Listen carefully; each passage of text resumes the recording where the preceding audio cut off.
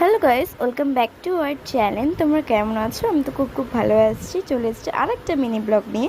তো আমি যাচ্ছি আমার মাসির বাড়ি। তো আমি তো অনেক দিন পর মাসির বাড়ি যাচ্ছি, তো খুবই খুশি। তো চলে যাচ্ছি বাসে করে। তোমাদের গেট রেডি হয়ে যদি লাগে তো আমাকে কমেন্ট করো, আমি তোমাদেরকে একদিন না একদিন দেবো। তো যাচ্ছি হচ্ছে মার্কেট করতে, যেহেতু পুজো আসছে সামনে। দেখো, এই মেকআপটা আমার খুব পছন্দ হয়েছে।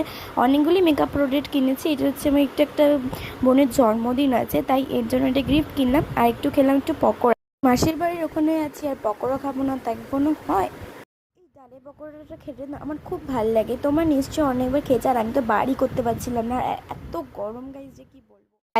এই ডালের পকোড়াটা না খুব গরম ছিল, তাই আমি একটু আস্তে আস্তে খাচ্ছিলাম। আর আমি, আমার দিদা এবং আমার মাসি সবাইকে ভাগ ভাগ করেই আমরা খেলাম। আর এই ডালের পকোড়াটা পার্সোনালি আমার খুবই ভালো লাগে।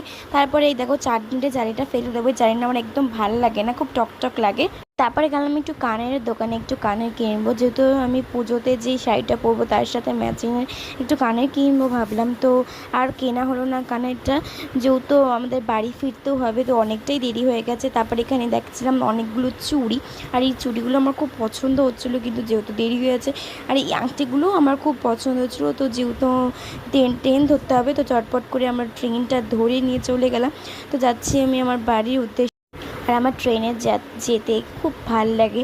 আর ট্রেনে যে এত সুন্দর হাওয়া দিচ্ছে যে কি বলবো। আর আমি যখনই ট্রেন উঠি, আর আমি একদম জানলার সিটটাই নিই, যাতে আমি হাওয়াটা পাই। এবং যেহেতু আমার একটু গাটা গোলায়, তার জন্য আমি ট্রেনের এই জানলার সিটটাই নিই।